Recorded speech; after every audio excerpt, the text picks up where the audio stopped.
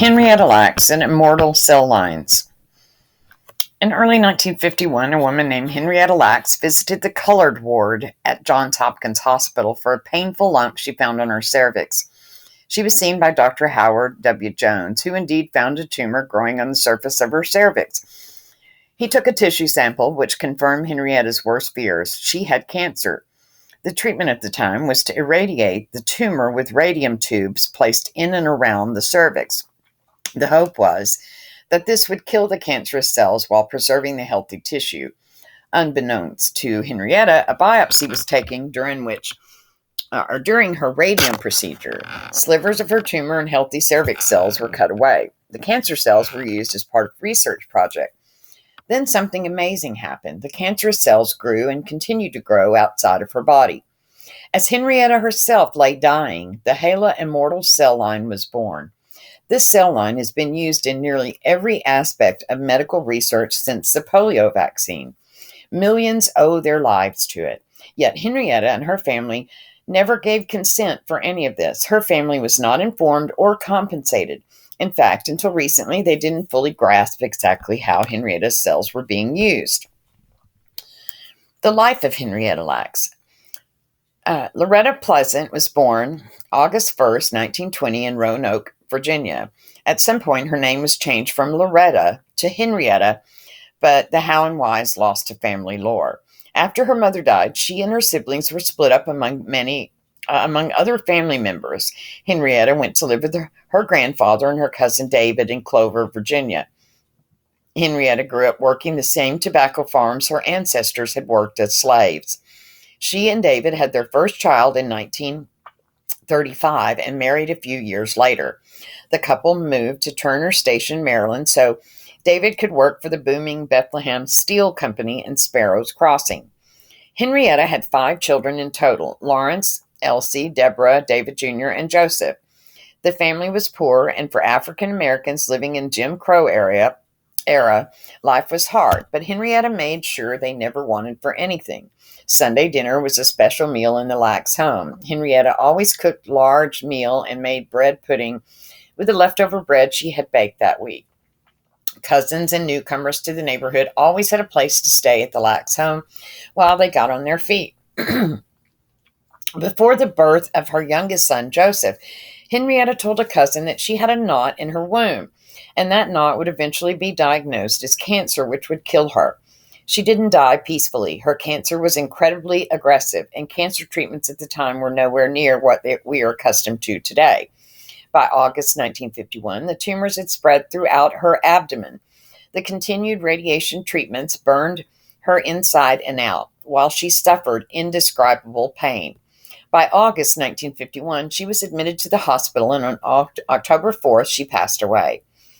David gave permission for an autopsy to be performed, and tumors, which were white in color, were found throughout her abdomen. They covered her internal organs like strings of pearls. Her bladder and kidneys had been almost completely replaced with cancerous tissue. Henrietta was laid to rest in Clover in an unmarked grave near her mother. She was only 31 years old. George Geys' pursuit of immortal cell lines. George Otto Gay was a cell biologist working at Johns Hopkins Medical Center. Geys could be thought of as an early modern biohacker. His lab was stocked with equipment he built himself from junkyard parts. Even the sinks were Geys' own creation, handmade from stones he obtained from a local quarry. His lab was managed by his wife, Margaret, originally a surgical nurse. While George was kid at heart, Margaret kept the lab running smoothly. The two had spent years searching for a human immortal cell line, cells which could be reproduced indefinitely or infinitely. If a cell line like this could be found, it would become a standard in medical research. Immortal lines had been created from animal cells, but never humans. The operating theory at the time was that cells in culture should be able to live and multiply forever. In practice, though, cell and tissue samples would always die. Teams around the world were attempting to figure out how to culture cells and keep them alive. Gay worked with witch's brews of culture medium, including chicken plasma, human umbilical cord blood, and other ingredients. George also built numerous tools to support growth, including the roller drum system. George would take any cells he could get his hands on, especially cancer cells. It's not surprising then that a sample of Henrietta's cells went to his lab. Henrietta's cancer cells did something no other human cells had ever done. They grew and kept growing. Cell lines at the time were named with the first two letters of the patient's first and last names. Henrietta Lacks was shortened to HeLa, the world's first immortal human cell line. Gay had achieved this immediate goal of discovering a cell line, but it currently existed only in his lab. It couldn't help researchers around the world if they didn't have access to it. The problem was shipping cells. They had to travel via air freight, and even then they could die. Gay came up with a new medium and a method of shipping frozen cells on ice. This allowed the cells to be shipped by regular mail. When received, the cells could be thawed and grown in an incubator. The HeLa line was immediately put to use. Jonas Salk found the cells were perfect for testing his polio vaccine. The first ever cell factory was created at Tuskegee University to keep Salk and other researchers supplied with cells. Eventually, commercial entities were formed to produce and sell the cell lines. Over subsequent years, millions of dollars were made by these companies while the Lacks family lived in poverty. George Gay didn't look for credit or payment for creating HeLa. While use of the line was becoming more widespread, he was already off looking at new cell lines to culture. It took almost a year of pressure from Margaret and his team before he wrote a simple abstract about the discovery. Gay himself died of pancreatic cancer in 1970. Even as he was dying, he submitted himself for research studies and tried to get his medical team to culture his own cancerous cells, hoping that his own cancer might form a new cell line. The use and misuse of the HeLa Immortal Cell line. The HeLa cell line in cellular biology is as common a tool as a wrench is to a mechanic. In her 2009 book, The Immortal Life of Henrietta Lacks, Rebecca Skloot, however you say that, found that over 60,000 scientific articles referenced HeLa, increasing at a rate of 300 each month. HeLa was used to create the polio vaccine and in chemotherapy research. HeLa was key to mapping the human genome. In fact, it was the HeLa cell which was used to determine that humans have 46 chromosomes. HeLa cells went to space in both American and Russian satellites, and they accompanied Yuri Gagarin on his historic flight. The cells traveled to the moon with Apollo missions and were subjected to atomic bomb blasts to test the reaction of human cells. There were some morally reprehensible uses of HeLa cells as well. Sloan Kettering immunologist Chester Southam wanted to see if the cells could infect other humans. He started with patients who already had cancer, injecting HeLa cells into their arms. The cells grew into tumors. The tumors were removed, but in several cases, they grew back. In one case, Henrietta's cancer metastasized to the patient's lymph nodes. The same experiment was tried with volunteers from an Ohio prison. Once again, tumors grew in the prisoner's arms. In this case, though, the prisoner's healthy immune systems eventually fought off and rejected the HeLa cells. By the end of his research, Southam had injected over 600 people with HeLa. Many of these people were gynecological surgery patients at hospitals where he worked. The patients had never given consent to be injected. For this, he was eventually brought up on charges of fraud, deceit, and unprofessional conduct. In 1963, the regents of the University of the State of New York found him guilty, and he was placed on medical probation for 1 year. Oh, gee. Slap on the wrist. Cross-contamination risk during cell study.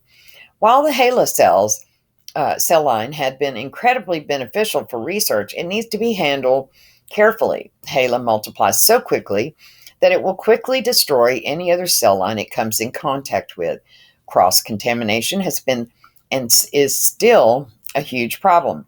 HeLa cells can travel on dust particles through poorly cleaned lab tools and on researchers' gloves. Many millions of dollars of research have been lost due to the fact that the researchers were working on the wrong type of cells. The cells they intended to work on have been taken over by HeLa. The contamination issue was first discovered by Stanley Gartler in 1967. Gartler found that many of the varied cell lines he was ordering from biological suppliers were testing positive for a specific genetic marker, which is typically only found in HeLa. He presented his results and was widely criticized, as it would mean years of research was worthless. Scientists weren't ready to throw away all of that work. In order to search for more genetic markers to identify HeLa cells, scientists went back to the source, Henrietta's family. In the early 1970s, the Lax family was contacted with blood samples were taken.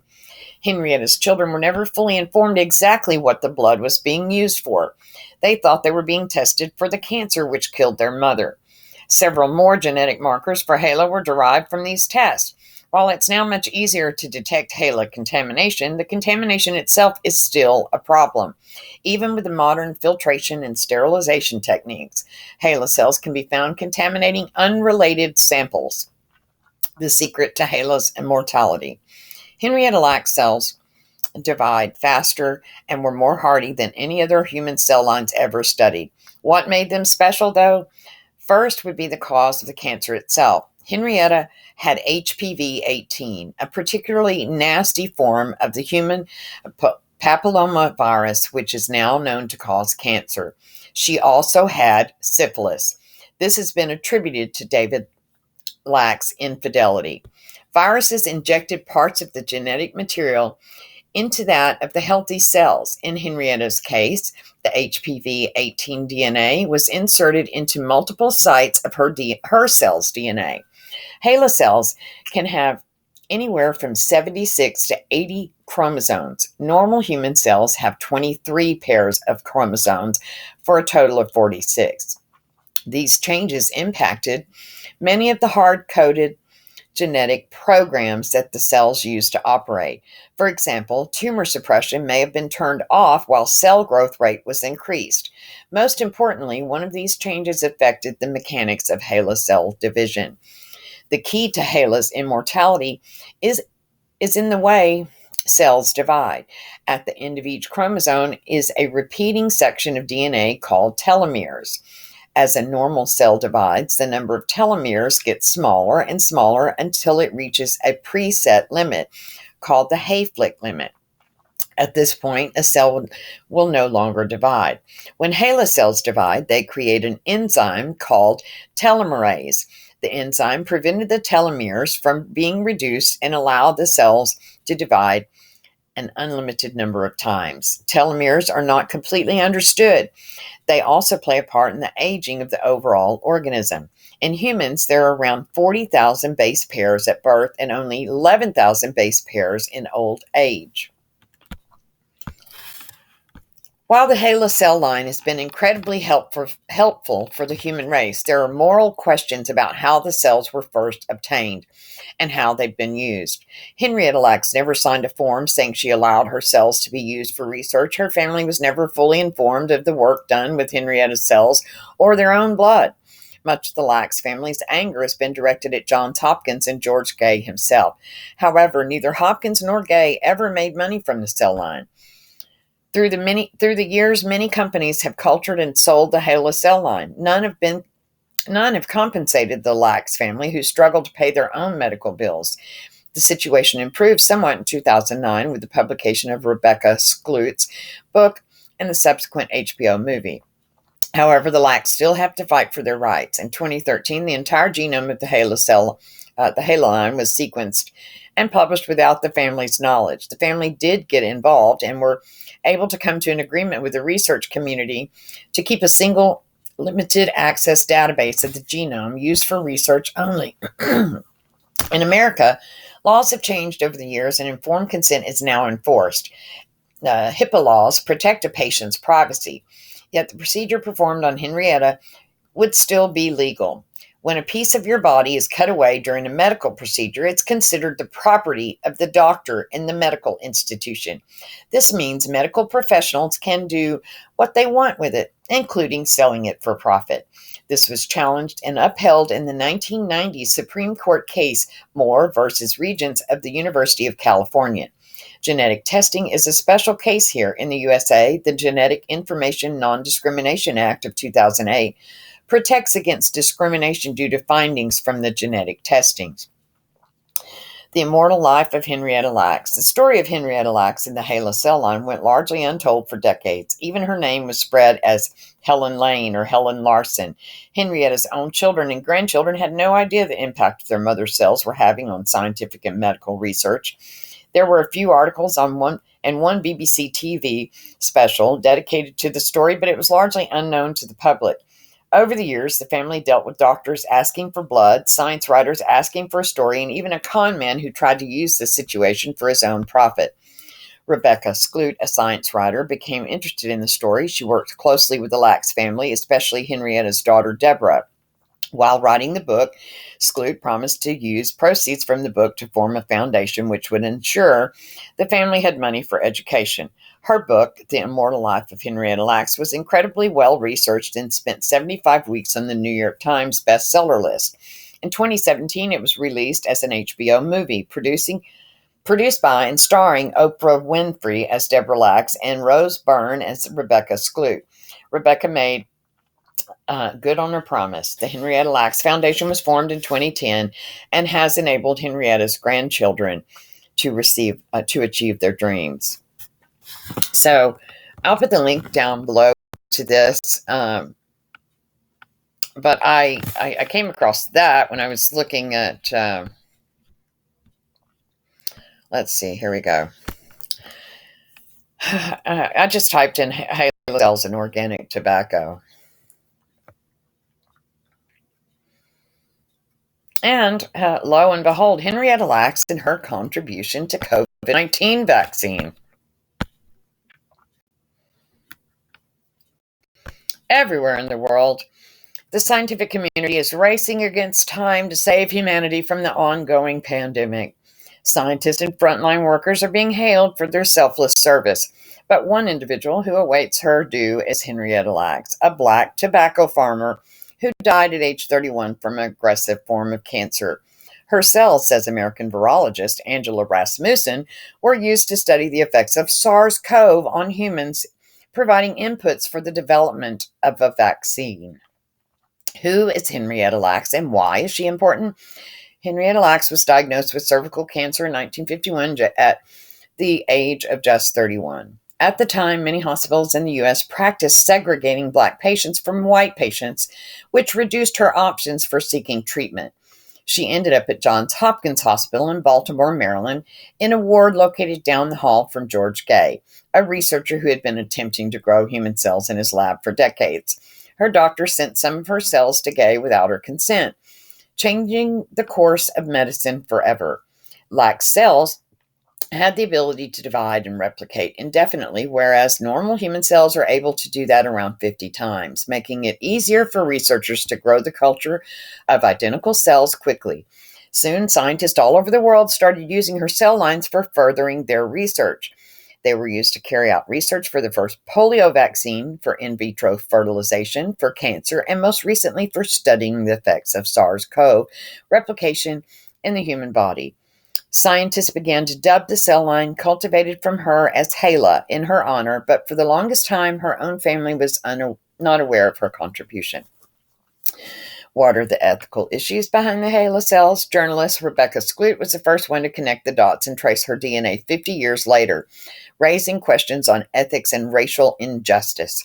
HeLa cells brought enormous profits for biotech companies, but none of that ever benefited her family and her community. As COVID-19 wreaks havoc on America's racial minorities, scientists are being forced to confront the historically unequal treatment meted out to blacks and other minorities. Cells are also derived from elective abortions. One such cell line actively used in vaccine research in the past is the HEK293, a human embryo that was selectively aborted in the Netherlands, much to the dismay of the Catholic leaders in North America. This group urged the U.S. Food and Drug Administration to instead provide incentives for COVID-19 vaccines that do not use fetal cell lines. The HeLa cells, however, spell out a different set of questions and possibilities while asking the scientific community to not disregard the many contributions blacks have made over the years. also brings up the prospect of restorative justice, according to Yolanda Wilson, a bioethicist at Howard University in Washington.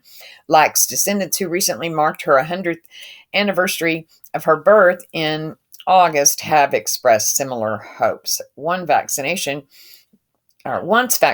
commences in full swing, a chance to correct a historical wrong will present itself. So, what do they want? The Henrietta Lacks family to receive proceeds from the vaccine and the reparations. Now, this is from December 2020. Interesting. But back to what I originally typed in, HeLa cells and organic tobacco. So I will leave that for you to investigate on your own.